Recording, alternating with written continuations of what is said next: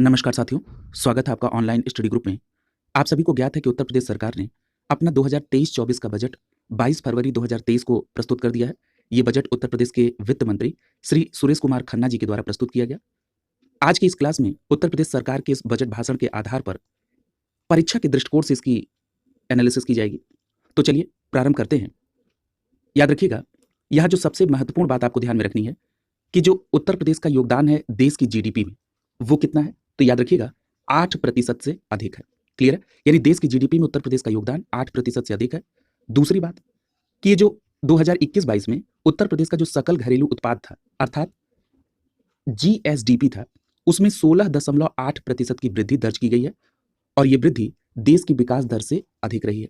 यहाँ ये बात भी आपको ध्यान में रखना है कि जो वित्तीय वर्ष 2023-24 है, इसके लिए जो जीएसडीपी में वृद्धि दर अनुमानित की गई है, वो कितना है? वो है 19%। ये डेटा बहुत इंपॉर्टेंट है। यहाँ पर आपको ये भी ध्यान रखना है कि जो 2017 में या उससे पूर्व उत्तर प्रदेश में जो बेरोजगारी दर थी वो कितनी थी? तो बेरोजगारी दर 14.4% थी और सरकार ने बताया है कि वर्तमान में ये बेरोजगारी दर घटकर 4.2% हो गई है। याद रखिए, आप सभी को पता भी है कि यूपी में ग्लोबल इन्वेस्टर समिट का आयोजन किया गया और ये जो यूपी में ग्लोबल इन्वेस्टर समिट का आयोजन हुआ है, ये 10 से 12 फरवरी 2023 के बीच में हुआ, लखनऊ में आयोजित हुआ। इस इन्वेस्टर समिट के पहले जो उत्तर प्रदेश के मंत्री थे या जो अधिकारी थे, उन्होंने उत्तर प्रदेश में निवेश को और बढ़ाने के उद्देश्य से 16 देशों के 21 शहरों में रोड शो आयोजित किया। साथ ही साथ भारत के 8 प्रमुख नगरों में भी उन्होंने ये रोड शो आयोजित किया। यहाँ पर जिन 16 देशों में उन्होंने रोड शो किया है, उसका पूरा यहाँ पर विवरण दिया गया है। इसमें America, Canada, UK, Germany, Belgium, Sweden, Netherland, France, Mexico, Brazil, Argentina, Japan, दक्षिण कोरिया, संयुक्त अरब अमीरात, सिंगापुर और ऑस्ट्रेलिया इसमें शामिल है। यदि हम उन 8 नगरों की बात कर लें तो इसमें आप देख रहे हैं कि मुंबई है, बेंगलुरु है, हैदराबाद है, चेन्नई है, दिल्ली है, कोलकाता है, अहमदाबाद है और चंडीगढ़ है। तो इनको भी आप ध्यान में रखेंगे। यहाँ पर सबसे बड़ी बात यह है कि इस समिट में, ये जो उत्तर प्रदेश में ग्लोबल इन्वेस्टर समिट हुआ, इसमें 25,000 से अधिक निवेशकों ने प्रतिभाग किया था। 25,000 से अधिक। और ये जो 25,000 से अधिक निवेशक इसमें शामिल हुए थे, उन्होंने कितने का करार किया है, ये बहुत इंपॉर्टेंट है। तो याद रखिएगा, इसमें 19,000 से अधिक समझौते ज्ञापन पर हस्ताक्षर हुए और इसका जो कुल मूल्य है वो है 33.50 लाख करोड़। क्लियर है? तो आपको संक्षिप्त में ये याद रखना है कि यूपी ग्लोबल इन्वेस्टर समिट में कुल लगभग 19,000 से अधिक समझौते हुए, जिसका कुल अमाउंट है 33.50 लाख करोड़। क्लियर है? यदि हम इस पूरे समझौते ज्ञापन में सर्वाधिक हिस्सेदारी देखें तो वो है नवीकरणीय ऊर्जा का, जिसका 16% है। दूसरे नंबर पे यहाँ पर इलेक्ट्रॉनिक्स है, जिसका 12% है। फिर औद्योगिक पार्क है 11%, शिक्षा 9% और लॉजिस्टिक्स में 9%। यानी इन सेक्टर से इस इतने प्रतिशत का योगदान इस ग्लोबल इन्वेस्टर समिट में समझौते के दौरान किया गया है। आगे देखते हैं। यहां पर एक बात और याद रखिएगा, आप सभी को पता भी है कि भारत सरकार इस बार G20 शिखर सम्मेलन की मेजबानी करेगी 2023 में। याद रखिएगा, इसके अंतर्गत भारत सरकार 200 से अधिक बैठकें आयोजित करेंगी और इन 200 बैठकों में से 11 बैठक उत्तर प्रदेश के 4 शहरों में आयोजित की जाएंगी। ये 4 शहर कौन कौन से हैं? लखनऊ, आगरा, वाराणसी और ग्रेटर नोएडा। आप इनको भी ध्यान में रखेंगे। आगे देखिए, यहां पर देखिए, इस बजट भाषण में कुछ योजनाओं में उत्तर प्रदेश को नंबर 1 पर दिखाया गया है, उनको भी देख लीजिए। परीक्षा के दृष्टिकोण से ये बहुत महत्वपूर्ण है।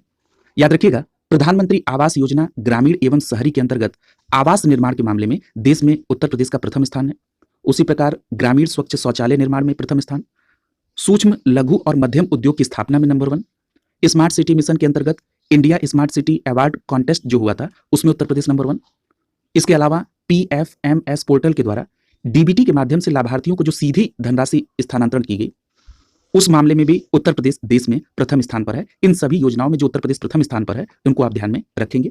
अगला देखिए, याद रखिएगा, कुछ उत्पादन के मामले में भी उत्तर प्रदेश नंबर 1 पर है, उसका भी जिक्र इस बजट भाषण में किया गया है। जैसे दुग्ध उत्पादन में उत्तर प्रदेश का पहला स्थान है। इसी प्रकार गन्ना और चीनी उत्पादन में भी उत्तर प्रदेश का पहला स्थान है। एथेनॉल की आपूर्ति में उत्तर प्रदेश देश में पहले स्थान पर है, यह भी महत्वपूर्ण है, इसको भी ध्यान में रखेंगे। याद रखिएगा कि कृषि निवेशों पर जो किसानों को देय अनुदान है, वो डीबीटी के माध्यम से भुगतान करने वाला देश में उत्तर प्रदेश पहला राज्य बन गया है। ये बहुत इंपॉर्टेंट डेटा है, इस बात को भी आप ध्यान में रखेंगे। याद रखिएगा, ये भी बताया गया कि कोविड वैक्सीन के 39.20 करोड़ से अधिक डोज जो है लगाए गए उत्तर प्रदेश में और ये देश में प्रथम स्थान पर उत्तर प्रदेश को लाता है। क्लियर है? यदि हम चिकित्सा शिक्षण संस्थान की स्थापना की बात करें तो उनकी स्थापना कर संचालित करने वाला देश का अग्रणी राज्य बन गया है उत्तर प्रदेश। क्लियर है? अगला पॉइंट देखिए, याद रखिएगा, यदि भारत सरकार के द्वारा जो स्टार्टअप रैंकिंग लाई गई थी उसके तहत अगर हम उत्तर प्रदेश को देखें तो उस स्टार्टअप रैंकिंग में उत्तर प्रदेश को इंस्पायरिंग लीडर के रूप में सम्मानित किया गया। तो ध्यान रखेंगे, उत्तर प्रदेश इंस्पायरिंग लीडर के तौर पर है स्टार्टअप रैंकिंग में। यहां पर एक बात और याद रखिएगा कि उत्तर प्रदेश कौशल विकास नीति को लागू करने वाला देश का पहला राज्य बन गया है। क्लियर है? इसी के साथ साथ अटल पेंशन योजना के अंतर्गत जो पंजीकरण है उसके मामले में भी उत्तर प्रदेश देश में प्रथम स्थान पर है। आगे देखते हैं कि परीक्षा के दृष्टिकोण से इस बजट में क्या है। देखिए, सरकार ने इस बजट में अलग अलग सेक्टर वाइज अपनी पूर्व में हुई उपलब्धि के साथ साथ आगे प्रस्ताव क्या है उनको यहां पर उल्लेखित किया है। इसमें जो सबसे पहला पार्ट है वो है किसान संबंधित। देखिए, सरकार ने बताया कि 2017 से अब तक 1,96,000 करोड़ रुपए से अधिक का भुगतान गन्ना किसानों को किया गया है। इसी के साथ साथ उन्होंने 2012 से 2017 की अवधि में जो कुल गन्ना भुगतान हुआ था उससे कंपेयर करते हुए बताया कि उनकी सरकार ने 2017 से अब तक 86,728 करोड़ रुपए का अधिक गन्ना भुगतान किया है।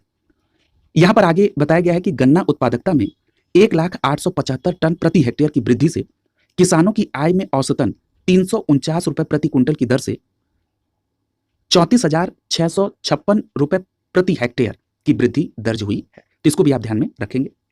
आगे आपको रबी विपणन वर्ष 2022-23 के संदर्भ में बताया गया कि जो गेहूं का न्यूनतम समर्थन मूल्य था वो कितना था, 2,015 रुपए। तो याद रखेंगे, रबी विपणन वर्ष 2022-23 में गेहूं का जो न्यूनतम समर्थन मूल्य था यानी एमएसपी था वो था 2,015 रुपए।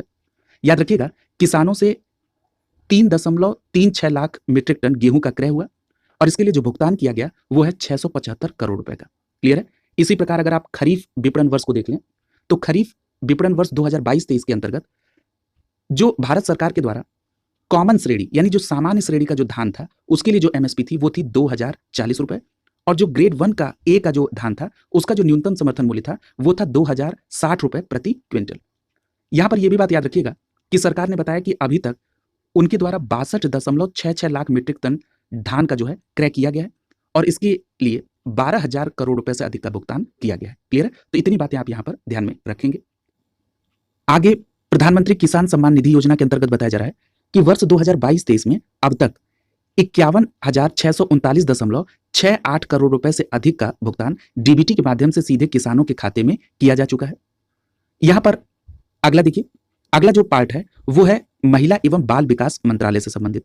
याद रखिएगा, इसमें बताया गया है कि जो मुख्यमंत्री कन्या सुमंगला योजना है इसके तहत जो प्रत्येक लाभार्थी हैं उनको 15,000 रुपए की धनराशि दी जाती है और ये जो बजट प्रस्तुत किया गया है 2023-24 का, इसमें इस योजना के लिए 1,050 करोड़ रुपए की धनराशि की व्यवस्था की गई है।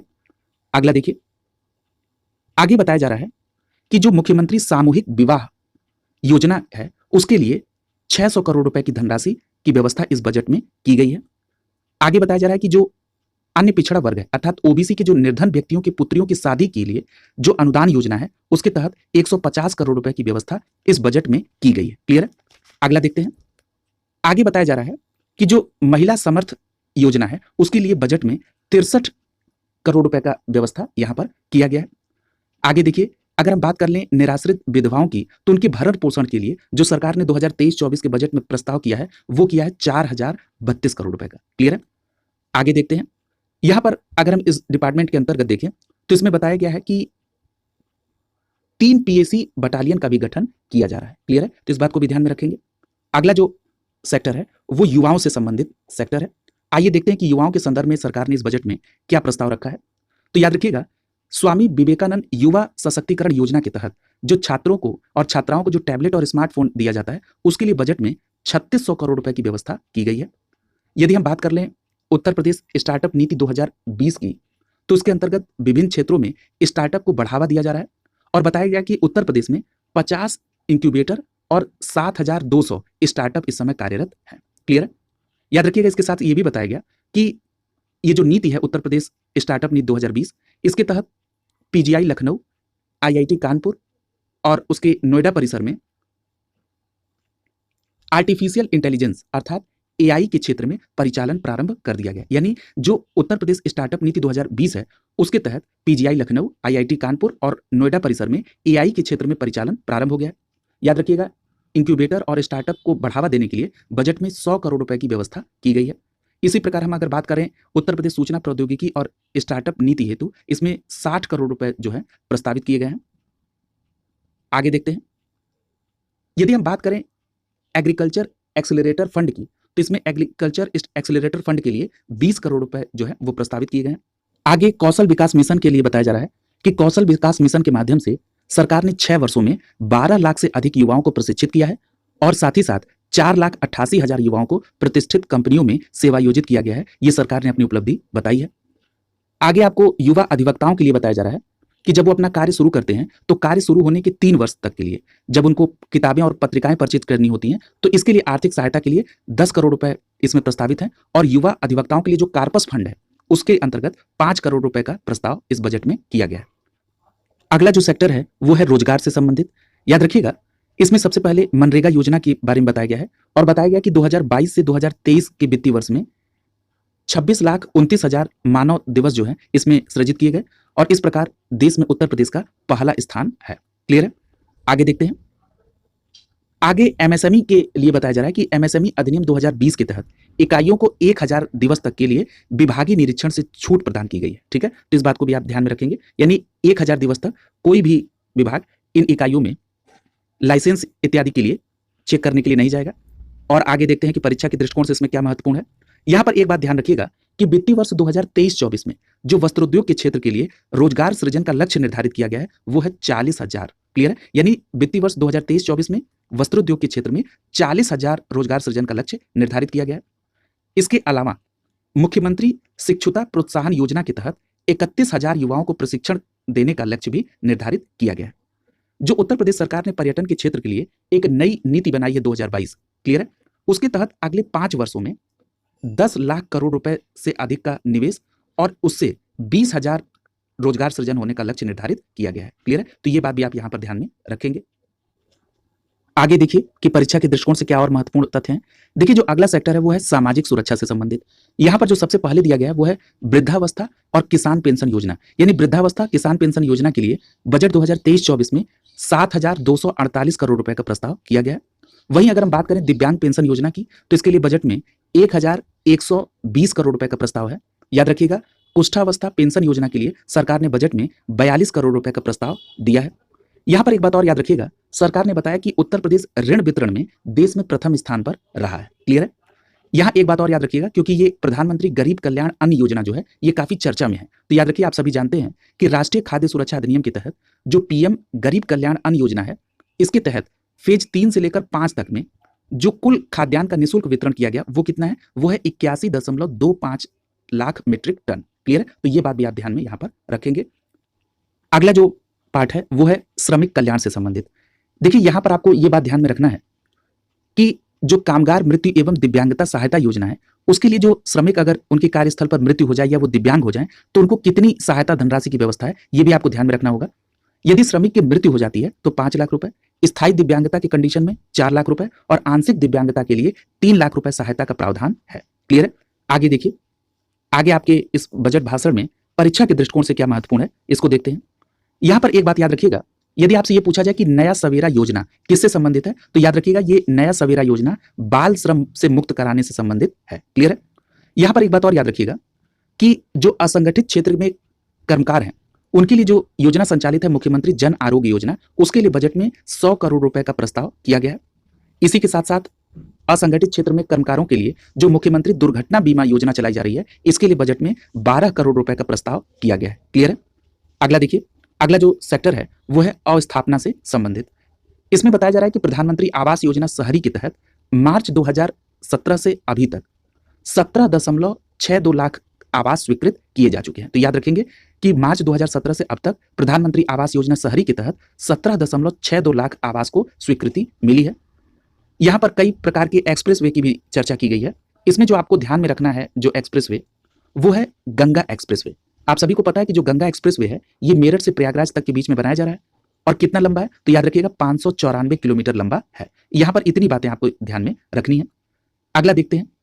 याद रखिएगा 2023-24 का जो बजट प्रस्तुत किया गया है, इसमें झांसी लिंक एक्सप्रेसवे और चित्रकूट लिंक एक्सप्रेसवे के लिए नई परियोजना प्रस्तावित की गई है और इसके लिए जो प्रारंभिक चरण में जो बजट दिया गया है वो है 235 करोड़ रुपए का। क्लियर है? ये भी ध्यान में रखेंगे। याद रखिएगा, जो बुंदेलखंड एक्सप्रेसवे है, इसी के साथ डिफेंस जो कॉरिडोर बनाया जा रहा है, डिफेंस कॉरिडोर, इसके लिए 550 करोड़ रुपए का प्रस्ताव इस बजट में किया गया है। अगला देखिए, यहां पर एक बात और याद रखिएगा कि जो गोरखपुर लिंक एक्सप्रेसवे है, इसके दोनों तरफ गोरखपुर में औद्योगिक गलियारा विकसित किया जाएगा। इसके लिए बजट में 200 करोड़ रुपए प्रस्ताव किए गए हैं। यदि हम बात कर लें यमुना एक्सप्रेसवे की, तो यमुना एक्सप्रेसवे औद्योगिक विकास प्राधिकरण के द्वारा 1000 एकड़ भूमि पर अंतर्राष्ट्रीय फिल्म सिटी की स्थापना की जा रही है। तो याद रखेंगे, जो अंतर्राष्ट्रीय फिल्म सिटी की स्थापना है, किसके द्वारा? यमुना एक्सप्रेसवे औद्योगिक विकास प्राधिकरण के द्वारा। और कितनी भूमि पर? 1000 एकड़ भूमि पर यह स्थापना की जा रही है। अगला देखिए, अगला जो सेक्टर है वो है कानून व्यवस्था से संबंधित। याद रखिएगा, कानून व्यवस्था में जो डाटा दिया गया है उसमें बताया गया कि 2022 में अगर हम 2016 की तुलना में बात करें तो जो डकैती है उसमें 80.31%, लूट के मामले में 61.51%, हत्या के मामले में 32.45% ये कमी दर्ज की गई है। और ये भी बताया गया है कि जो रोड होल्ड अप है उसमें 100% की कमी दर्ज की गई है। क्लियर है? साथ ही साथ अगर हम फिरौती की बात करें, फिरौती हेतु जो अपहरण किए जाते हैं उसमें 43.18% की कमी सरकार ने बताई है। क्लियर है? यहां पर याद रखिएगा, आगे देखते हैं। अगर महिलाओं की बात कर ली जाए तो इसमें महिलाओं के लिए बताया गया है कि जो उनके विरुद्ध घटनाएं, जैसे दहेज मृत्यु, उसमें 15.81%, बलात्कार में 21.75% और अपहरण के मामले में 9.17% की कमी आई है। यह सरकार का आकलन है। क्लियर है? आगे बताया जा रहा है कि जो प्रदेश सरकार एंटी भू माफिया अभियान चला रही है, इस एंटी भू माफिया अभियान के तहत 70,000 हेक्टेयर भूमि जो है अवैध अतिक्रमण से मुक्त कराई गई है। यह भी सरकार ने अपने बजट भाषण के दौरान अपने उपलब्धि में बताया है। आगे चलते हैं। यहां पर याद रखिएगा, जो पुलिस विभाग के अधिकारी और कर्मचारी हैं उनके लिए आवास सुविधा उपलब्ध कराने के लिए बजट में 1000 करोड़ रुपए की व्यवस्था की गई है। क्लियर है? अगला देखिए, यहां पर एक बात और याद रखिएगा कि एसडीआरएफ के सुदृढ़ीकरण के लिए जो नए वाहन क्रय करने उसके लिए 10 करोड़ रुपए की व्यवस्था की गई है। अगला सेक्टर देखते हैं। अगला सेक्टर है चिकित्सा एवं स्वास्थ्य। याद रखिएगा, राष्ट्रीय ग्रामीण स्वास्थ्य मिशन के अंतर्गत जो बजट दिया गया है वो कितना है? वो है 12,631 करोड़ रुपए का। क्लियर है? इसी के तहत प्रधानमंत्री आत्मनिर्भर स्वस्थ भारत योजना के तहत जो बजट प्रस्तावित किया गया है वो है 1,655 करोड़ रुपए का। क्लियर है? अगला देखिए, आगे बताया जा रहा है कि जो प्रधानमंत्री Ayushman Bharat health infrastructure mission योजना है, इसके अंतर्गत जो बजट प्रस्ताव किया गया है वो है 1547 करोड़ रुपए का। क्लियर है? तो ये भी ध्यान में रखेंगे आप। आगे आपको आयुष्मान भारत प्रधानमंत्री जन आरोग्य योजना के संदर्भ में बताया जा रहा है। याद रखिएगा, बताया गया है कि संपूर्ण प्रदेश में 23 सितंबर 2018 से ये योजना चालू है। यदि इस योजना में पंजीकृत लाभार्थी की संख्या देखें तो वो है 2.34 करोड़। अब आइए देखते हैं कि इस योजना के लिए बजट में कितने का प्रावधान किया गया है। तो याद रखिएगा, इस योजना के लिए बजट में 400 करोड़ रुपए का प्रावधान किया गया है। इतनी बातें आप आयुष्मान भारत योजना के संदर्भ में याद रखेंगे। आगे देखते हैं, आगे क्या महत्वपूर्ण है। याद रखिएगा, प्रधानमंत्री मातृ वंदना योजना बहुत पॉपुलर योजना है। इसके लिए सरकार ने बजट में 320 करोड़ रुपए का प्रस्ताव किया है। इसी के साथ साथ आयुष्मान भारत मुख्यमंत्री जन आरोग्य योजना के लिए बजट में 250 करोड़ रुपए का प्रस्ताव किया गया है।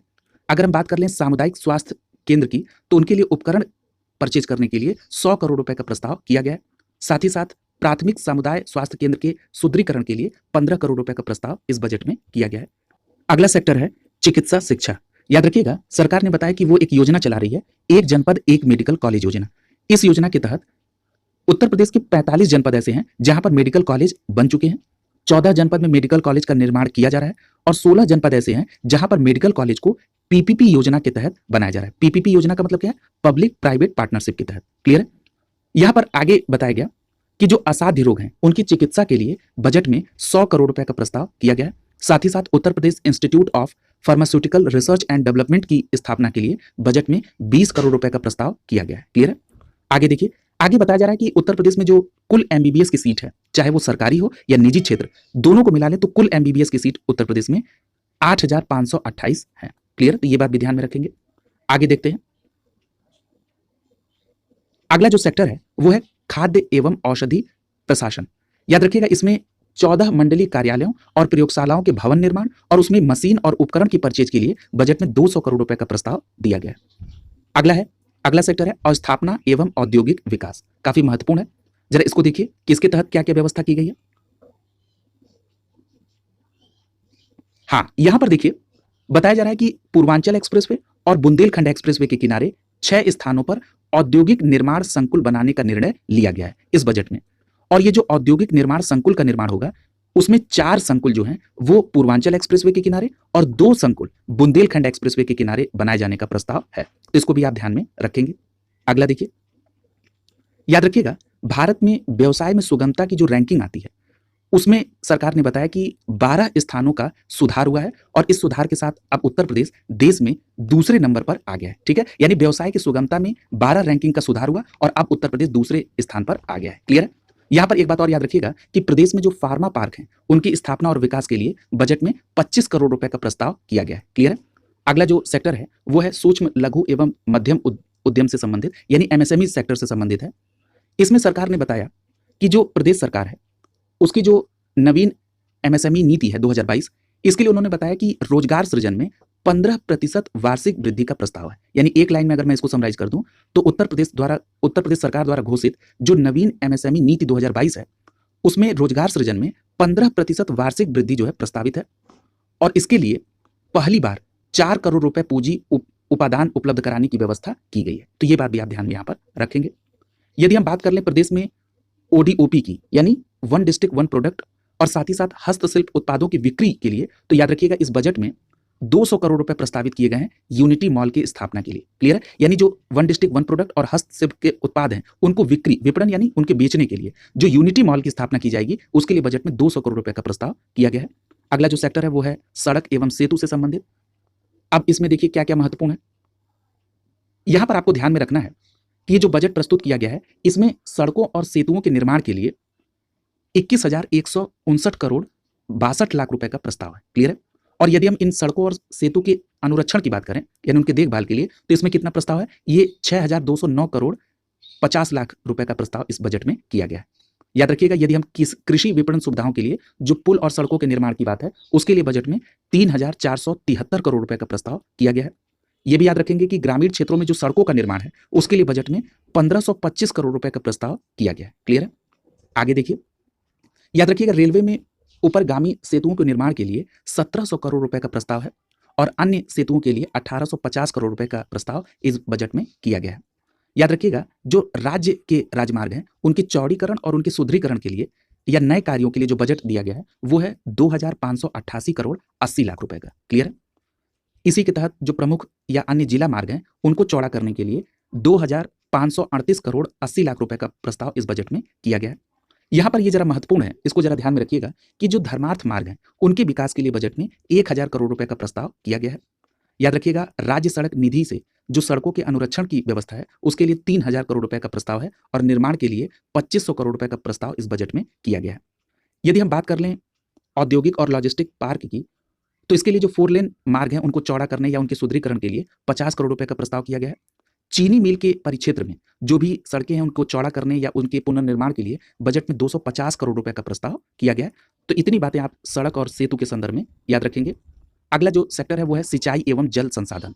याद रखिएगा, सिंचाई एवं जल संसाधन के लिए इसमें जो सबसे प्रमुख बात आपको ध्यान में रखनी है कि उत्तर प्रदेश का कुल भौगोलिक क्षेत्रफल कितना है, तो याद रखिएगा 240.93 लाख हेक्टेयर है। क्लियर है?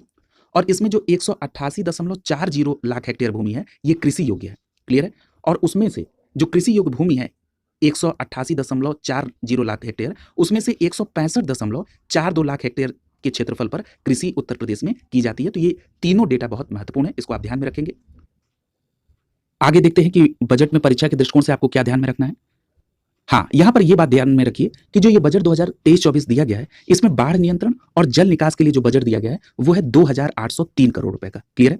याद रखिएगा, जो मुख्य सिंचाई परियोजना है, इसके लिए बजट में जो व्यवस्था की गई है, वो है 5322 करोड़ 50 लाख रुपए की। जो मध्यम सिंचाई परियोजना है, इसके लिए बजट में 2220 करोड़ 20 लाख रुपए की व्यवस्था है।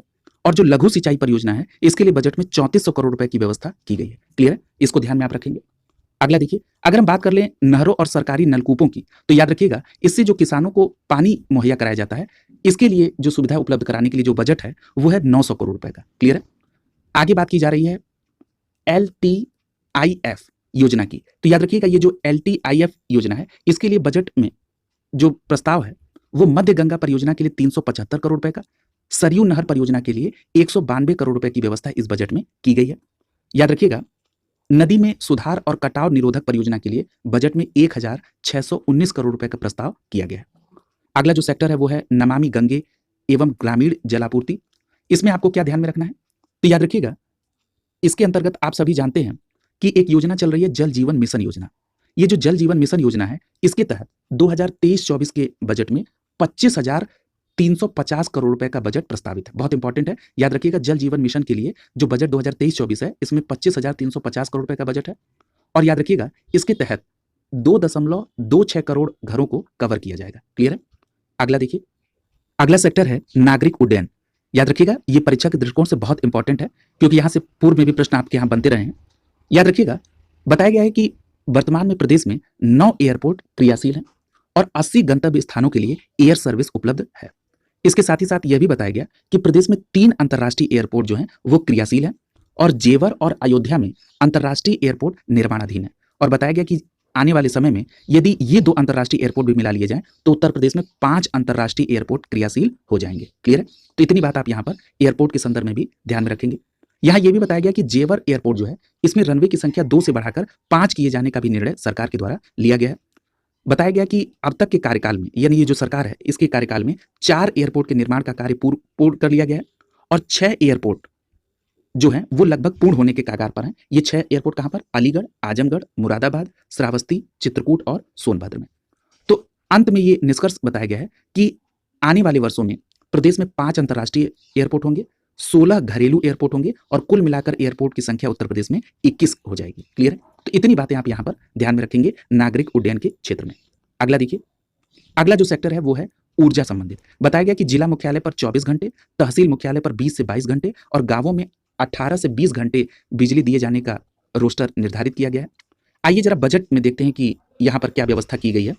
तो देखिए, ये जो बजट है, इसमें जो ऊर्जा के क्षेत्र में बताया गया है वो ये बताया गया, जो सबसे महत्वपूर्ण है, आपको ध्यान में रखना है कि 2022-23 में निजी नलकूप उपभोक्ताओं के लिए विद्युत बिलों में 50% की छूट का प्रावधान था। जब सरकार बनने से पहले सरकार ने, जब बीजेपी ने अपना लोक कल्याण संकल्प जारी किया था, तो उसमें उन्होंने कहा था कि ये जो 50% की छूट है उसको हम 100% कर देंगे। तो इस बार के बजट में बताया गया कि 2023-24 में उस लोक कल्याण संकल्प पत्र में जो घोषणा है उसके अनुरूप इसको 50% से बढ़ाकर 100% कर दिया गया है और इस बजट में इसके लिए 1500 करोड़ रुपए का प्रस्ताव किया गया है। क्लियर है? तो ये बात आपको इसमें ध्यान में रखनी है। आगे देखिए, यहां पर एक बात और याद रखिएगा कि जो विद्युत वितरण के क्षेत्र में कुशलता और क्षमता वृद्धि है, इसके लिए सरकार ने एक स्कीम चलाई है। कौन सी स्कीम है? रीवैप्ड डिस्ट्रीब्यूशन सेक्टर स्कीम। और ये जो रीवैप्ड डिस्ट्रीब्यूशन सेक्टर स्कीम है, इसके लिए बजट में 6500 करोड़ रुपए की व्यवस्था की गई है। ठीक है? तो इस बात को भी आप यहां पर ध्यान में रखेंगे। अगला देखिए, अगला जो सेक्टर है वो है अतिरिक्त ऊर्जा स्रोत का। तो याद रखिएगा, सरकार ने बताया कि उत्तर प्रदेश सौर ऊर्जा नीति 2022 हमने बनाई है और इसके क्रियान्वयन के लिए बजट में 317 करोड़ रुपए का प्रस्ताव किया गया है। क्लियर है? अगला देखिए, यहां पर आपको यह भी ध्यान में रखना है कि ये जो उत्तर प्रदेश सौर ऊर्जा नीति 2022 है, इसके अंतर्गत 5 वर्षों में 22,000 मेगावाट विद्युत क्षमता जो है उसको उत्पादन करने का लक्ष्य निर्धारित किया गया है। क्लियर है? तो यानी आपने इसमें अतिरिक्त ऊर्जा स्रोत के अंतर्गत 2 बातें अभी देखी हैं कि उत्तर प्रदेश सौर ऊर्जा नीति 2022 के तहत 317 करोड़ रुपए का बजट प्रस्ताव है। साथ ही साथ उत्तर प्रदेश सौर ऊर्जा नीति 2022 के अंतर्गत 5 वर्षों में 22,000 मेगावाट विद्युत उत्पादन का लक्ष्य निर्धारित किया गया है। क्लियर है? तो इतनी बात आप यहां पर ध्यान में रखेंगे। आगे देखिए, यहां पर एक बात और याद रखिएगा कि उत्तर प्रदेश राज्य जैव ऊर्जा नीति 2022 के क्रियान्वयन के लिए बजट में 45 करोड़ रुपए का प्रावधान किया गया है। यह भी बात आप यहां पर ध्यान में रखेंगे। अगला देखिए, अगला जो सेक्टर है वो है आवास एवं शहरी योजना। याद रखिएगा, आवास एवं शहरी नियोजन के लिए जो सरकार ने बजट का प्रावधान किया है उसमें बताया गया है कि लखनऊ विकास क्षेत्र और प्रदेश के समस्त विकास प्राधिकरणों के विकास के लिए, साथ ही साथ वाराणसी तथा अन्य शहरों में जो रोपवे सुविधा है उसको चालू करने के लिए बजट में 150 करोड़ रुपए का प्रस्ताव किया गया है। यानी लखनऊ विकास क्षेत्र, साथ ही साथ वाराणसी और अन्य क्षेत्रों में जो रोपवे सुविधा चालू करना है उसके लिए बजट में 150 करोड़ रुपए का प्रस्ताव किया गया है। याद रखिएगा, कानपुर मेट्रो रेल परियोजना के लिए 2023-24 के बजट में 585 करोड़ रुपए दिया गया है। वहीं आगरा मेट्रो रेल परियोजना के लिए 465 करोड़ रुपए प्रस्तावित हैं। याद रखिएगा, जो Delhi Ghaziabad Meerut corridor regional rapid transit system योजना है उसके निर्माण के लिए 2023-24 के बजट में 1306 करोड़ रुपए का प्रस्ताव किया गया।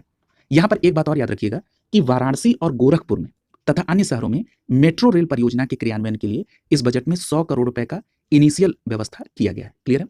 आगे देखिए, यहां पर एक बात और याद रख लीजिएगा कि मुख्यमंत्री शहरी विस्तारीकरण और नए शहर प्रोत्साहन योजना के तहत इस बजट में 3,000 करोड़ रुपए का प्रस्ताव किया गया है। इतनी बात आप आवास एवं शहरी नियोजन के संदर्भ में याद रखेंगे। आगे देखते हैं कि और बजट में क्या महत्वपूर्ण है। जो अगला सेक्टर है वो है नगर विकास। अब देखिए, नगर विकास में आपको क्या ध्यान में रखना है परीक्षा के दृष्टिकोण से। देखिए, एक योजना है प्रधानमंत्री आवास योजना शहरी, बहुत पॉपुलर योजना है। याद रखिएगा, इस योजना के अंतर्गत 2017 से अब तक उत्तर प्रदेश में 17.62 लाख मकान की स्वीकृति मिली है, ये बताया गया है। अगला देखिए, यहां पर एक बात और याद रखिएगा कि जो कान्हा गौशाला और बेसहारा पशु आश्रय योजना है, इसके अंतर्गत कान्हा गौशाला के निर्माण के लिए 2023-24 के बजट में 100 करोड़ रुपए का प्रस्ताव किया गया है। क्लियर है?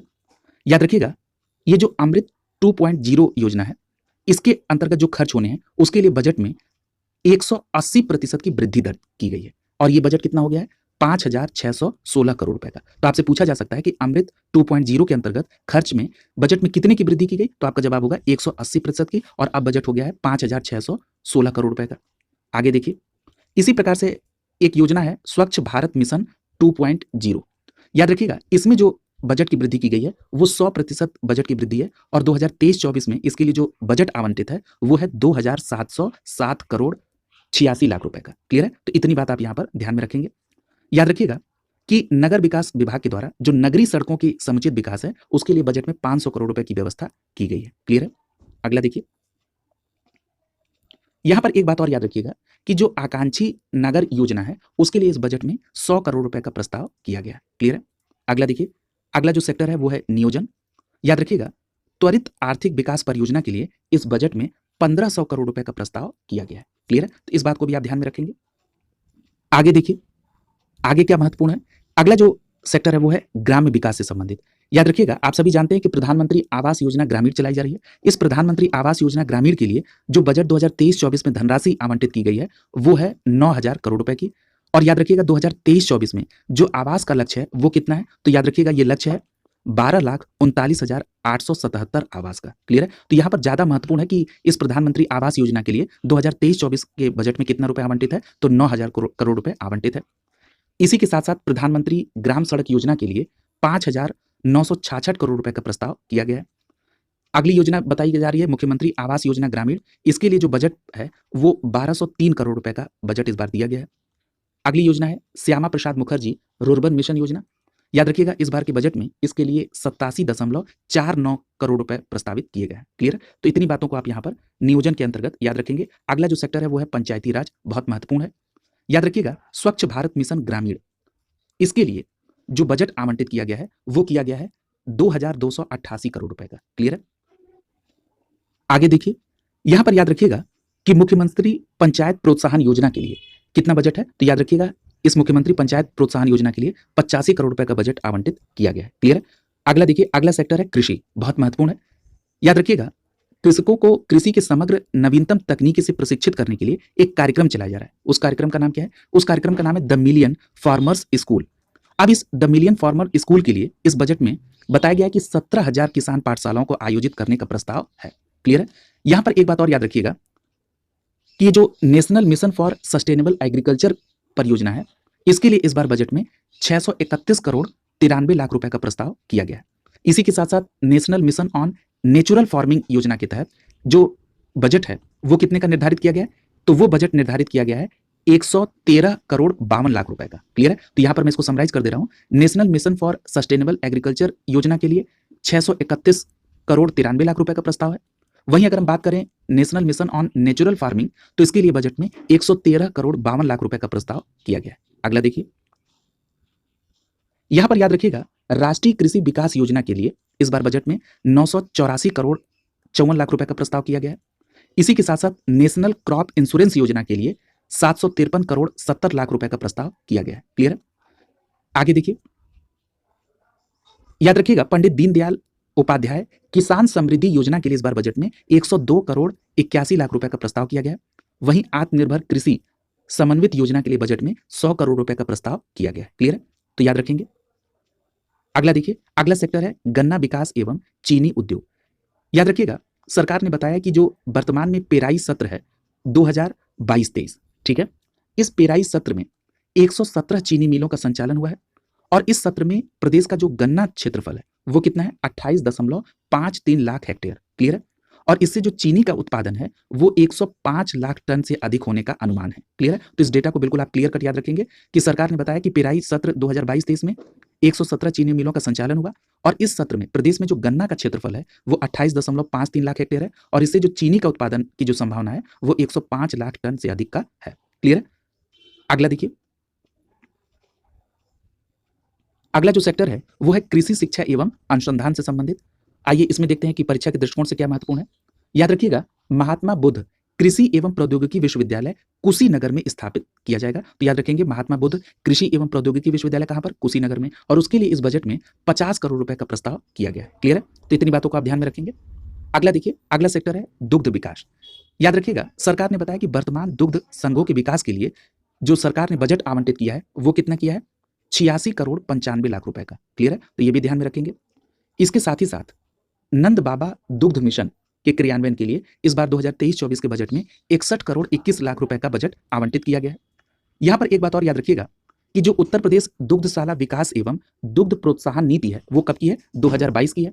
और इस नीति के तहत जो विकास किया जाना है उसके लिए बजट में 25 करोड़ रुपए का आवंटन किया गया है। अगला जो सेक्टर है वो है पशुपालन। पशुपालन के लिए आपको ध्यान में रखना है कि जो प्रदेश के समस्त जनपद हैं उसमें 187 बृहद गो संरक्षण केंद्र की स्थापना की जानी थी, जिसमें से 171 केंद्र का निर्माण पूर्ण हो चुका है। यानी बताया जा रहा है कि जो प्रदेश में निराश्रित या बेसहारा गोवंश थे, इस समस्या को दूर करने के लिए प्रदेश के समस्त जनपदों में 187 बृहद गो संरक्षण केंद्र बनाया जाना था, जिसमें से 171 केंद्र का निर्माण पूर्ण हो चुका है। और एक बात और याद रखिएगा, यहां पर देखिए दिया गया है कि बृहद गौ संरक्षण केंद्र की स्थापना के लिए जो बजट आवंटित किया गया इस बार वो है 120 करोड़ रुपए का। क्लियर है। यहां पर एक बात और ध्यान रखिएगा कि छुट्टा गोवंश के रखरखाव के लिए बजट में 750 करोड़ रुपए का बजट आवंटित किया गया। अगला देखिए, आगे जो सेक्टर है वो है मत्स्य से संबंधित। याद रखिएगा, केंद्र सरकार एक योजना चला रही है जिसका नाम है प्रधानमंत्री मत्स्य संपदा योजना।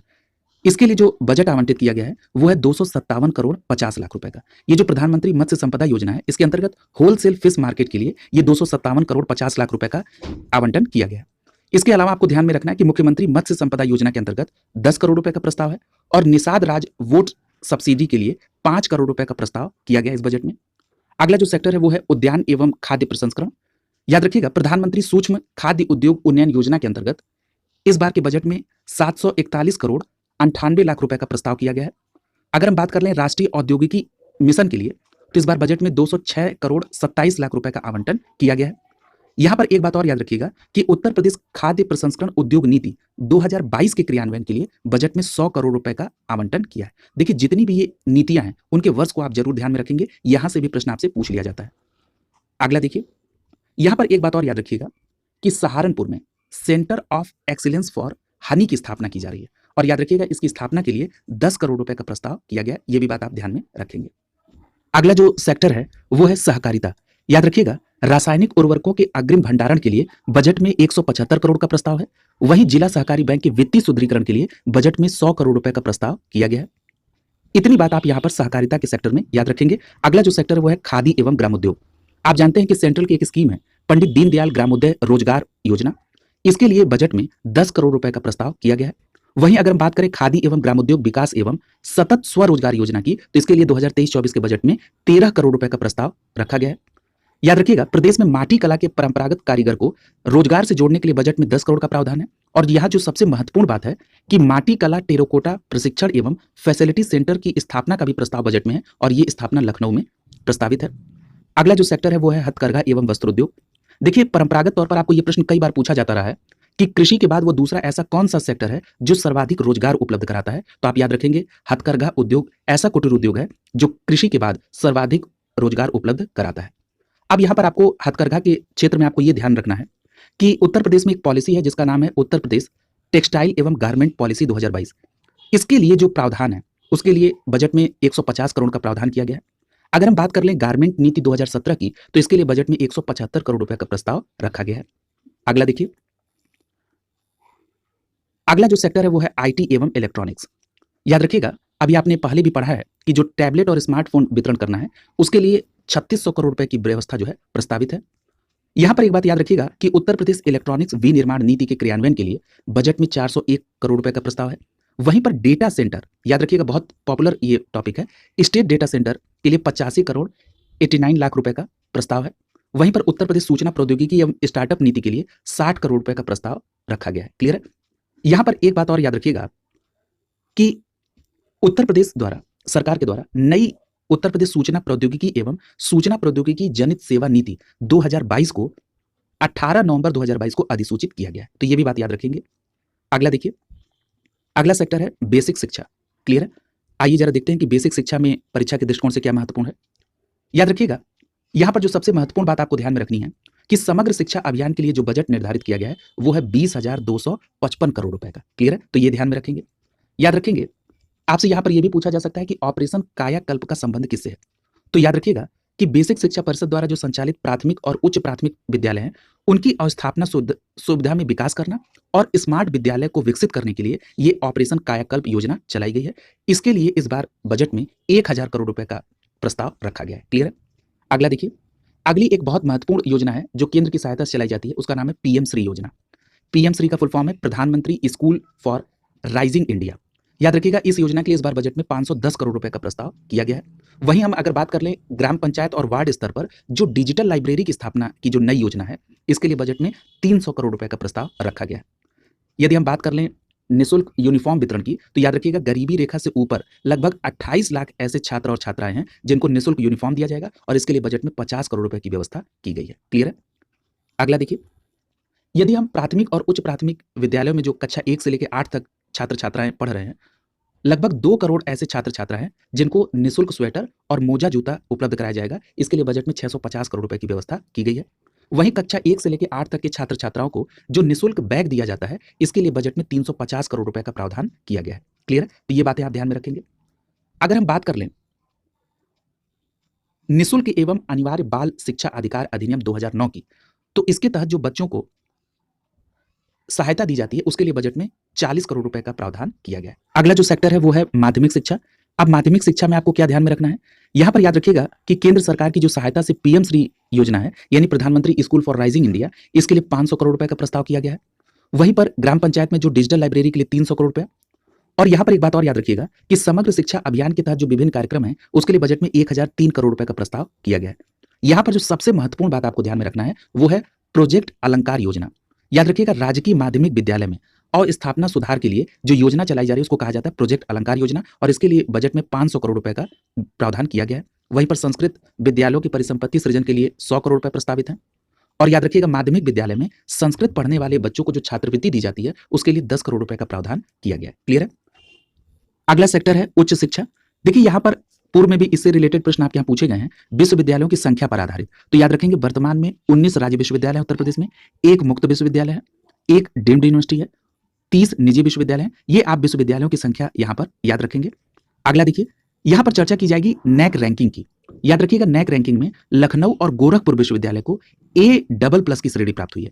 वहीं अगर हम बात कर लें KGMU की, तो इसको नैक रैंकिंग में A+ श्रेणी मिली है। मदन मोहन मालवीय तकनीकी विश्वविद्यालय गोरखपुर को A श्रेणी मिली है। और जो सबसे महत्वपूर्ण बात है कि भारत में पहली बार कृषि विश्वविद्यालय को नैक रैंकिंग में प्रदान की गई है, और वो कौन सा कृषि विश्वविद्यालय है? कानपुर कृषि विश्वविद्यालय। क्लियर है? तो इतनी बात याद रखेंगे। और निजी सेक्टर के अगर विश्वविद्यालय की बात करें तो उसमें MT विश्वविद्यालय को A श्रेणी प्राप्त हुई है।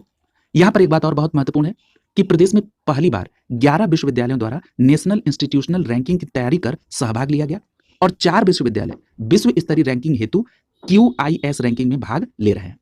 इसके अलावा बजट में विंध्याचल धाम में मां विंध्यवासिनी राज्य विश्वविद्यालय के लिए 50 करोड़ रुपए की व्यवस्था, देवी पाटन मंडल में मां पाटेश्वरी देवी राज्य विश्वविद्यालय के लिए 50 करोड़ रुपया, मुरादाबाद मंडल में राज्य विश्वविद्यालय के लिए 50 करोड़ रुपए का प्रस्ताव किया गया है। तो इतनी बात आप उच्च शिक्षा में याद रखेंगे। अगला जो सेक्टर है वो है प्राविधिक शिक्षा। क्लियर है? तो आइए जरा प्राविधिक शिक्षा में देखते हैं कि परीक्षा के दृष्टिकोण से क्या महत्वपूर्ण है।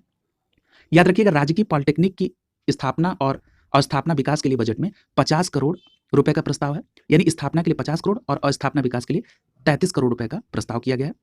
याद रखिएगा, राजकीय इंजीनियरिंग कॉलेज गोंडा, बस्ती, प्रतापगढ़ और मिर्जापुर में कक्षाओं के संचालन के लिए 1.5 करोड़ रुपए का प्रस्ताव है। ये कोई बहुत महत्वपूर्ण नहीं है, ये तथ्य आप ध्यान में रखेंगे। अगला देखिए, इतनी बात केवल आप यहां पर ध्यान देंगे। अगला सेक्टर है व्यावसायिक शिक्षा एवं कौशल विकास का।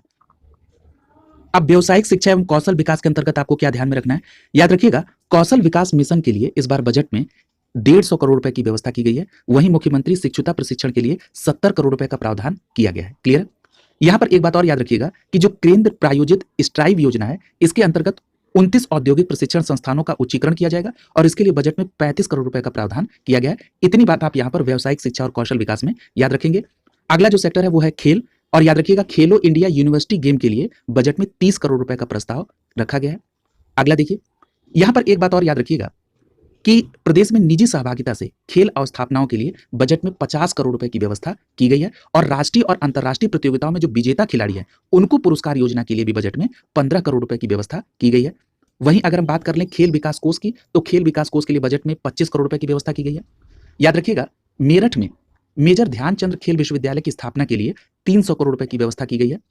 इतनी बातें आप यहां पर याद रखेंगे और उसी के साथ ये भी याद रखेंगे कि सहारनपुर, फतेहपुर और बलिया में स्पोर्ट्स कॉलेज के लिए बजट में 20 करोड़ 50 लाख रुपए का प्रावधान किया गया है। अगला जो सेक्टर है वो है संस्कृति एवं धर्मार्थ कार्य।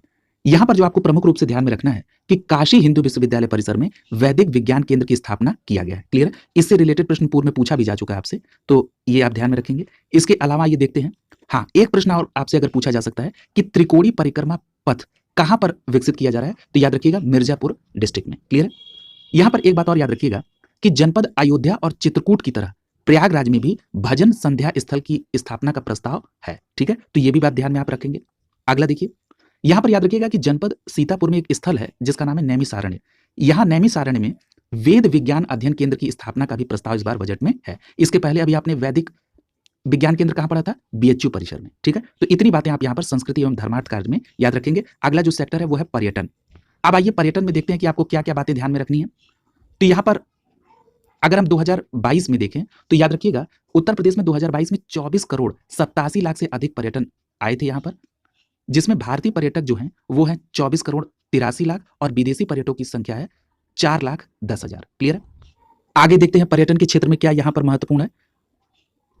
यहां पर एक बात और याद रखिएगा कि शक्तिपीठ मां शाकुंभरी देवी के मंदिर के लिए जो बजट में प्रावधान किया गया है वो है 50 करोड़ रुपए का। क्लियर है? याद रखिएगा प्रयागराज के समेकित विकास के लिए बजट में 40 करोड़ रुपए का प्रावधान किया गया है। क्लियर है? और पर्यटन नीति 2018 के अंतर्गत जो विकास करना है उसके लिए बजट में 45 करोड़ रुपए का प्रस्ताव किया गया है। याद रखिएगा बौद्ध परिपथ में विकास के लिए 40 करोड़ रुपए का प्रस्ताव किया गया है। वहीं बुंदेलखंड के समेकित पर्यटन के लिए 40 करोड़ रुपए, शुक्र तीर्थ धाम के विकास के लिए 10 करोड़ रुपए का प्रस्ताव है। प्रदेश में युवा पर्यटन को बढ़ावा देने के लिए 2 करोड़ रुपए का प्रस्ताव है। और जो सबसे महत्वपूर्ण बात आपको ध्यान रखनी है कि उत्तर प्रदेश में इको टूरिज्म लखनऊ बोर्ड की स्थापना के लिए 2.50 करोड़ रुपए का प्रस्ताव किया गया है। यानी Uttar Pradesh eco tourism board कहां बनेगा? लखनऊ में। अब आइए यहां पर राष्ट्रीय और अंतर्राष्ट्रीय स्तर पर जो मेगा इवेंट है उसके लिए 5 करोड़ रुपए का प्रस्ताव किया गया है। नैमिसारण्य तीर्थ धाम के विकास के लिए 2.5 करोड़ रुपए का प्रस्ताव है। अगला जो सेक्टर है वो है वन एवं पर्यावरण, बहुत महत्वपूर्ण है। याद रखिएगा यहां से आपको निश्चित तौर पर परीक्षा में प्रश्न दिखेगा कि उत्तर प्रदेश में वनावरण और वृक्षावरण प्रदेश की भौगोलिक क्षेत्रफल का 9.23% है। ये बिल्कुल आपको क्लियर कट याद रखना है। और याद रखिएगा कि 2030 तक वनावरण और वृक्षावरण के जो प्रतिशत है उसको 15% ले जाने का लक्ष्य रखा गया है। क्लियर है? याद रखिएगा यहां पर वर्षा काल में यानी वर्षा काल 2023 में 35 करोड़ पौधरोपण का भी लक्ष्य प्रस्तावित किया गया है इस बजट में। क्लियर है? याद रखिएगा सामाजिक वानिकीकरण योजना के लिए बजट में 600 करोड़ रुपए का प्रावधान है। वहीं पौधशाला प्रबंधन के लिए 175 करोड़ रुपए का प्रावधान किया गया है। ग्रीन इंडिया मिशन के अंतर्गत जो कार्यक्रम है उनके लिए 100 करोड़ रुपए का प्रस्ताव है और प्रदेश में इको टूरिज्म के विकास के लिए 10 करोड़ रुपए का प्रावधान इस बजट में आपको किया गया है। यहां पर एक बात और याद रखिएगा कि लखनऊ में स्थित कुकरेल वन क्षेत्र में नाइट सफारी पार्क की स्थापना के लिए इस बजट में 50 करोड़ रुपए की व्यवस्था की गई है। ये परीक्षा के दृष्टिकोण से बहुत महत्वपूर्ण तथ्य है। क्लियर? अगला देखिए, अगला जो सेक्टर है वो है छात्रवृत्ति योजना से संबंधित। अब देखिए छात्रवृत्ति योजना में आपको क्या क्या बातें याद रखनी है। जो पिछड़ा वर्ग है उसके लिए पूर्व दशम और दशमोत्तर कक्षाओं के लिए जो छात्रवृत्ति है उसके लिए बजट में 2107 करोड़ रुपए का प्रस्ताव है। पूर्व दशम का मतलब है कक्षा 9 और 10 के बच्चे, और दशमोत्तर का मतलब उससे आगे के लिए। यानी याद रखिएगा कि ओबीसी वर्ग के लिए जो छात्रवृत्ति है उसके लिए व्यवस्था की गई है 2107 करोड़ रुपए की। अगर हम बात कर लें अनुसूचित जाति के छात्र छात्राओं की तो इनको छात्रवृत्ति के लिए 962 करोड़ रुपए का प्रस्ताव है। अगर हम बात कर लें सामान्य वर्ग के छात्र छात्राओं की तो इनको छात्रवृत्ति के लिए 530 करोड़ रुपए का प्रस्ताव है। और वहीं एसटी वर्ग के छात्र छात्राओं के लिए बजट में 34 करोड़ 50 लाख रुपए का प्रावधान छात्रवृत्ति के लिए किया गया है। क्लियर है? तो इतनी बात आप यहां पर ध्यान में रखेंगे। अगला देखिए, ये बात आ रही है यहाँ पर दिव्यांग जन सशक्तिकरण से संबंधित। तो यहाँ पर देखिए क्या-क्या बातें प्रस्तावित हैं। याद रखिएगा, इनके उपकरण और आदि के लिए जो खर्च किया जाना है वो है 8.64 करोड़ रुपए का प्रस्ताव है। याद रखिएगा कि स्वैच्छिक संगठनों को सहायता करने के लिए 10 करोड़ रुपए का बजट यहाँ पर है और समेकित विशेष माध्यमिक विद्यालयों की स्थापना के लिए प्रथम चरण में 29 करोड़ रुपए का प्रावधान इस दिव्यांगजन सशक्तिकरण के क्षेत्र में किया गया है। अगला जो सेक्टर है वो है अल्पसंख्यक कल्याण। क्लियर है? यहाँ पर याद रखिएगा कि जो अल्पसंख्यक वर्ग के लोग हैं, उनको जिनकी वार्षिक आय 2.5 लाख रुपए तक है, उनको अधिकतम 3,000 रुपए वार्षिक छात्रवृत्ति का लाभ दिया जाता है। ठीक है? और वित्तीय वर्ष 2023-24 में छात्रावास निर्माण और विद्यालय भवन के लिए अल्पसंख्यक विभाग को 6 करोड़ 81 लाख रुपए का बजट दिया गया है। ठीक है? अब आइए आगे देखते हैं। अगला जो सेक्टर है वो है न्याय सेक्टर। क्लियर है? न्याय सेक्टर में क्या है? न्याय सेक्टर में आपको देखना है कि नवसृजित जनपदों में पायलट प्रोजेक्ट के आधार पर न्यायालय परिसर के निर्माण के लिए 700 करोड़ रुपए का प्रस्ताव किया गया है। यहाँ पर यह भी याद रखिएगा कि सरकार की जो शीर्ष प्राथमिकताएं हैं उसमें सम्मिलित राष्ट्रीय विधि विश्वविद्यालय प्रयागराज की स्थापना के लिए 103 करोड़ रुपए का प्रस्ताव यहाँ पर किया गया है। क्लियर है? तो ये भी बात आप यहाँ पर ध्यान में रखेंगे। याद रखिएगा कि माननीय उच्च न्यायालय के न्यायाधीशों के आवास के लिए 150 करोड़ रुपए का बजट में प्रावधान किया गया है। इतनी बातें आप यहाँ पर केवल ध्यान में रखेंगे। अगला जो सेक्टर है वो है खाद्य एवं रसद का। अब यहाँ पर याद रखिएगा कि खाद्य एवं रसद विभाग में एक योजना चलती है जिसका नाम है अन्नपूर्ति योजना। इस अन्नपूर्ति योजना के लिए बजट में 21,791 करोड़ 25 लाख रुपए का बजट में प्रावधान किया गया है। अगला देखिए, यहाँ पर एक बात और याद रखिएगा कि जो उज्ज्वला योजना के लाभार्थी हैं उनको निःशुल्क कुकिंग गैस सिलेंडर की रिफिलिंग के लिए 3,047 करोड़ रुपए का प्रस्ताव किया गया है। क्लियर है? एक योजना है जिसका नाम है खांडसारी शक्कर योजना। इसके लिए बजट में 218 करोड़ 40 लाख रुपए का प्रस्ताव किया गया है। अगला जो सेक्टर है वो महिला एवं बाल विकास है। बहुत इंपॉर्टेंट सेक्टर है। याद रखिएगा, उत्तर प्रदेश रानी लक्ष्मीबाई महिला एवं बाल विकास सम्मान जो ये कोष है, इस योजना के तहत 2023-24 के बजट में 56 करोड़ रुपए के बजट का प्रस्ताव रखा गया है। देखिए, कई बार आपसे योजनाओं के नाम पूछकर पूछा जाता है कि ये किस सेक्टर के लिए ये योजना है। तो जैसे अगर आपसे पूछा जाएगा कि रानी लक्ष्मीबाई महिला एवं बाल सम्मान कोष जो है ये किसके लिए है, तो याद रखिएगा जो महिलाएं जघन्य हिंसा से शिकार पीड़ित हैं, जैसे मान लीजिए कोई भी महिला और बालिका जो जघन्य हिंसा से प्रभावित हुई है, उसके आर्थिक और चिकित्सीय सहायता के लिए इस उत्तर प्रदेश रानी लक्ष्मीबाई महिला एवं बाल सम्मान कोष का निर्धारण किया गया है। वहीं अगर हम बात कर लें बेटी बचाओ बेटी पढ़ाओ योजना की, तो याद रखिएगा इसके लिए प्रदेश के 71 जनपदों में ये योजना संचालित हो रही है। और ये किस लिए चल रहा है? ये योजना कन्या भ्रूण हत्या को रोकथाम के लिए एक जागरूकता कार्यक्रम के तहत चलाया जा रहा है। ठीक है? तो देखिए, इन दोनों योजनाओं में दोनों योजनाएं महिलाओं से संबंधित हैं, लेकिन दोनों योजनाओं का जो मूल उद्देश्य है वो थोड़ा अलग है। क्लियर है? बहुत बारीक अंतर है जिसको आपको ध्यान में रखना है, क्योंकि अगर आप ये बात ध्यान में रखेंगे तो जब आप भविष्य में मेंस वगैरह में या महिलाओं के क्षेत्र में अगर कोई निबंध लिखने के लिए आएगा, तो जब आप इसका उल्लेख करेंगे तो वो बहुत अच्छा इंपैक्ट डालेगा आपके आंसर राइटिंग में। अगला देखिए, अगला जो आपको तथ्य ध्यान में रखना है वो है उत्तर प्रदेश ग्रामीण आजीविका मिशन। याद रखिएगा, इसके तहत जो बजट में प्रावधान किया गया है वो किया गया 291 करोड़ रुपए का। क्लियर है? आगे देखिए, याद रखिएगा राष्ट्रीय पोषण अभियान के लिए कितना बजट स्वीकृत है? तो याद रखिएगा 455 करोड़ 52 लाख रुपए का बजट इसमें राष्ट्रीय पोषण अभियान के तहत इसमें दिया गया है। अगला सेक्टर है श्रम। अब देखिए, श्रम सेक्टर में आपको क्या ध्यान रखना है कि जो निर्माण श्रमिक के बच्चे हैं उनको शिक्षा के लिए प्रत्येक राजस्व मंडल में 1000 बालक और बालिकाओं के लिए कक्षा 6 से 12 तक अध्ययन करने के लिए अटल आवासीय विद्यालय का निर्माण किया जा रहा है। क्लियर है? तो अगर आपसे यह प्रश्न पूछ लिया जाए कि जो अटल आवासीय विद्यालय है ये किसके लिए बनाया जा रहा है, तो अब आपका जवाब क्या होगा? निर्माण श्रमिकों के बच्चों की शिक्षा के लिए प्रत्येक राजस्व मंडल में 1000 बालक और बालिकाओं के लिए, और कब कहां से कहां तक अध्ययन करने के लिए? कक्षा 6 से लेकर 12 तक। क्लियर है? इसके लिए बजट में कितने का निर्धारण किया गया है? तो याद रखिएगा अवशेष निर्माण के लिए 63 करोड़ रुपए और उपकरण आदि परचेज के लिए 50 करोड़ रुपए का प्रावधान है। यहाँ पर प्रावधान से ज्यादा जरूरी है कि ये योजना किसके लिए है। ठीक है? आगे देखिए कि इसमें क्या महत्वपूर्ण है। यहाँ पर एक बात याद रखिएगा कि कुछ योजनाएं हैं जिनको मिलाकर एक नई योजना बनाई गई, जैसे निर्माण कामगार की मृत्यु विकलांगता सहायता एवं अक्षमता पेंशन योजना और साथ ही साथ निर्माण कामगार अंत्येष्टि सहायता योजना। इनको अब एक में मिलाकर निर्माण कामगार मृत्यु एवं दिव्यांगता सहायता योजना चलाई जा रही है। इसको भी आप ध्यान में रखेंगे। यहां पर देखिए, अगली जो योजना है वो है महात्मा गांधी पेंशन योजना। सबसे पहले तो इसको पात्रता देख लीजिए। इसमें श्रमिक की 60 वर्ष पूरी हो जानी चाहिए और पूर्ववर्ती कम से कम 10 वर्षों तक वो लगातार लाभार्थी के रूप में सदस्य बना रहना चाहिए। उसको जो प्रतिमाह पैसा दिया जाता है वो है 1000 रुपए पेंशन के तौर पे। क्लियर है? अगला देखिए, अगला जो सेक्टर है वो है राजस्व से संबंधित। याद रखिएगा, उत्तर प्रदेश में जो कृषकों की दुर्घटनावश मृत्यु है या वो दिव्यांग हो जाते हैं, उसके लिए एक योजना चलाई जाती है। उसका नाम क्या है? मुख्यमंत्री कृषक दुर्घटना कल्याण योजना। ये योजना 14 सितंबर 2019 से लागू है। अब देखिए, इसमें जो धनराशि अधिकतम इसके लिए निर्धारित की गई है, वो की गई है 5 लाख रुपए। यानी दुर्घटनावश मृत्यु या दिव्यांगता की स्थिति में इसमें आप अधिकतम 5 लाख रुपए उसको दे सकते हैं। यहाँ पर इस योजना के लिए जो बजट में प्रावधान है वो है 750 करोड़ रुपए का। क्लियर है? तो इस बात को भी यहाँ पर ध्यान में आप रखेंगे। अगला देखिए, अगला जो सेक्टर है वो है राजकोषीय सेवाएं। देखिए, यहां से बहुत महत्वपूर्ण तथ्य प्रारंभ हो रहे हैं। एक एक तथ्य को आप ध्यान से देखेंगे। जो भी ऐसे फैक्टर जो परीक्षा में सीधे आएंगे उनको ही यहां पर उल्लेखित किया जाएगा। इसमें सबसे पहले बात हो रही है राज्य वस्तु एवं सेवा कर तथा मूल्य संवर्धित कर की। राज्य वस्तु एवं सेवा कर का मतलब क्या हो गया? स्टेट जीएसटी की बात हो रही है। याद रखिएगा, इसके तहत जो राजस्व संग्रह का लक्ष्य रखा गया है वो कितना रखा गया है?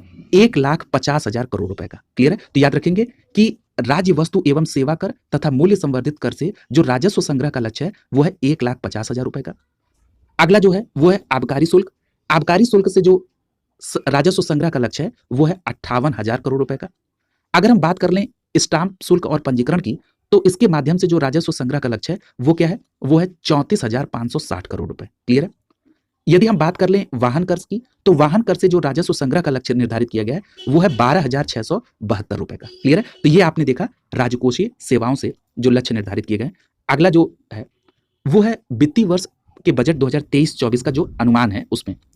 आप देखिए, यहां से जो सीधे प्रश्न आपके पूछे जाते हैं किसी भी प्रतियोगी परीक्षा में, वो ये पूछा जा सकता है कि जो बजट प्रस्तुत किया गया 2023-24 का, उसका आकार कितना है, यानी कितने आकार का ये बजट है। तो याद रखिएगा, ये जो बजट प्रस्तुत किया गया ये 6,90,242 करोड़ 43 लाख रुपए का है। क्लियर है? यदि आपसे ये पूछा जाए कि बजट में जो नई योजनाएं हैं वो कितने की हैं, तो याद रखिएगा बजट में जो नई योजनाएं हैं वो 32,721 करोड़ 96 लाख रुपए की है। क्लियर है? अगर हम बात कर लें प्राप्तियों की, तो यहां पर याद रखेंगे आप कि जो कुल प्राप्तियां निर्धारित की गई अनुमानित हैं वो कितनी है? तो याद रखिएगा 6,83,292 करोड़ 74 लाख रुपए जो है ये कुल प्राप्तियां अनुमानित है। क्लियर है? अब यहां पर एक बात और याद रखिएगा, ये जो कुल प्राप्तियां हैं इसमें अब बात कर लेते हैं कि राजस्व प्राप्ति कितने की होगी। तो याद रखिएगा, जो राजस्व प्राप्ति का जो डेटा है आपके पास वो कितने का है?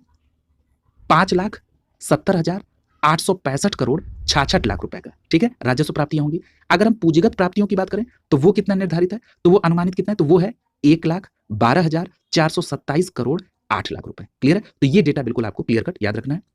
अब हम बात कर लेते हैं जो प्राप्तियां हैं उसमें राजस्व प्राप्तियों में कर राजस्व का अंश कितना है। क्लियर है? तो याद रखिएगा, राजस्व प्राप्तियों में जो कर राजस्व का अंश है वो है 4,45,871 करोड़ 59 लाख रुपए। क्लियर है? यदि हम केंद्रीय करों में राज्य के अंश की बात कर लें तो केंद्रीय करों में जो राज्य का अंश है वो कितना है? 1,83,237 करोड़ 59 लाख रुपए। क्लियर है? अब हम बात कर लेते हैं व्यय की। अभी तक आपने बात की प्राप्ति की, तो व्यय की बात करें तो जो कुल व्यय निर्धारित किया गया है वो कितना है? तो वो है 6,90,242 करोड़ 43 लाख रुपए। क्लियर है? अगर हम कुल व्यय में बात कर लें राजस्व लेखे के व्यय का, क्लियर है, तो वो कितना अमाउंट है? वो है 5,02,354 करोड़ 1 लाख रुपए। और यदि हम बात कर लें पूंजी लेखे का व्यय, तो याद रखिएगा ये निर्धारित है 1,87,888 करोड़ 42 लाख रुपए। क्लियर है? अगला है समेकित निधि। यहां पर आपसे यह प्रश्न पूछा जा सकता है कि जो अनुमानित घाटा है वो कितना है। तो याद रखिएगा वो है 6,949 करोड़ 69 लाख रुपए। ठीक है? इतना घाटा अनुमानित है।